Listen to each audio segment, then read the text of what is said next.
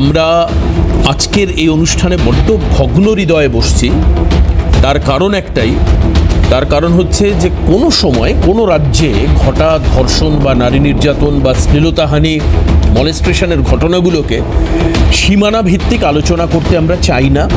কারণ ধর্ষণ বা নারী নির্যাতন, নিগ্রহ এগুলো সমস্তটাই বক্র মানসিকতা এবং বিকৃত মানসিকতার শিকার। আমি আমার অনুষ্ঠানে একবার নয় বারবার করে বলেছি, ধর্ষক যদি বাংলাদেশের হয়, ধর্ষক যদি ভারতের হয়, তাদের মানসিকভাবে ভৌগোলিকভাবে ডিফারেন্স থাকতে পারে, একটা দেশ আরেকটা দেশ, দেশ বিদেশ হতে পারে, কিন্তু তাদের মানসিক প্রবৃত্তি একই রকম হবে। স্থান কাল পাত্র আলাদা আলাদা হতে পারে, কিন্তু মূল কারণটা একই।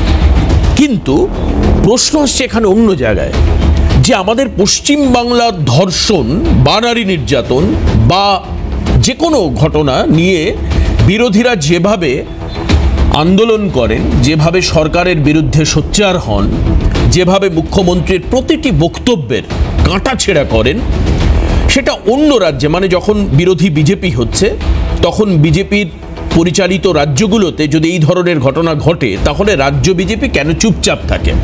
যদি কেরালায় ঘটনা ঘটে তাহলে বামেরা কেন চুপচাপ থাকে এই রাজ্যে?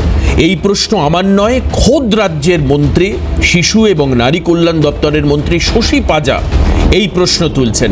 কি প্রশ্ন, কেন এই কথা বলা হচ্ছে? তার কারণ আপনারা জানেন, মহারাষ্ট্রের সাঁতারায় তরুণী চিকিৎসকের আত্মহত্যা, এবং এই আত্মহত্যায় বাড়ির মালিক সহ পুলিশ সহ একজন সাংসদ, তার যিনি ব্যক্তিগত সহকারী সহযোগী, তাদের নাম জড়িয়ে যাচ্ছে, এমনকি সাংসদেরও নাম জড়িয়ে যাচ্ছে।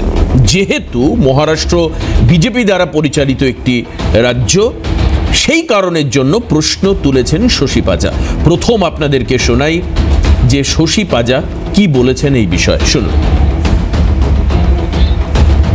আমরা ব্যথিত, তাকে দিয়ে একটা চেষ্টা করানো যে নকল কিছু ফিটনেস সার্টিফিকেট ইত্যাদিদের নকল অসত্য কাজ করার, সেইখানে মহায়ুতি যে সরকার রয়েছে, বিজেপি ডাবল ইঞ্জিন সরকার রয়েছে, সম্মানীয় একজন সাংসদ সে পর্যন্ত ফোন করে তাকে ধমকি দিয়েছে যেগুলো অসত্য কাজ এবং নকল কিছু সার্টিফিকেট না দিলে চরম পরিস্থিতি তার হবে। পুলিশের কাছে দৌড়োয়, পুলিশ ধর্ষক।